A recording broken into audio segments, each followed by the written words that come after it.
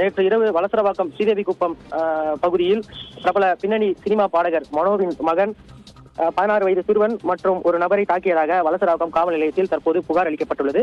நேற்று இரவு அந்த பகுதியில் செயல்பட்டு வரும் தனியார் கால்பந்து ட்ரைனிங் அகாடமியில் அந்த 16 வயது சிறுவன் மற்றும் கிருபாகரன் என்ற நபர் அதாவது விளையாடி கொண்டிருந்த போது அப்போது அந்த இடத்திற்கு குடிபோதையில் வந்த பிரபல பின்னணி பாடகரின் மனோவின் மகன் அதாவது மூத்த மகன் அவர்களை தகாத வார்த்தையில் பேசி கட்டையால் அடித்து தாக்கியதாக கூறப்படுகிறது. இதனால் சிறுவனுக்கு உடலில் காயம், அதாவது தலை, கை, முதுகு பகுதிகளில் காயம் ஏற்பட்டுள்ளது. இந்த சம்பவம் தொடர்பாக தற்பொழுது வலசரவாக்கம் போலீஸ் நிலையத்தில் சம்பந்தப்பட்டவர்கள் புகார் அளித்த நிலையில் வலசரவாக்கம் போலீசார் 16 வயது சிறுவனை தாக்கிய புகாரில் மனோவின் வீட்டிற்கு, அதாவது அவரது மகனை விசாரிக்க தற்போது அவரது வீட்டிற்கு வந்ததால் அந்த பகுதியில் பரபரப்பு ஏற்பட்டுள்ளது. மேலும் நேற்று இரவு குடிபோதையில் மனோவின் மகன் கட்டையுடன் சென்று அந்த சிறுவர்களை சரமாரியாக தாக்கக்கூடிய காட்சிகளும் தற்போது வெளியாகியுள்ளது. தற்போது மனோவின் வீட்டில் வலசரவாக்கம் போலீசார் அதிரடியாக நுழைந்து விசாரணை மேற்கொண்டு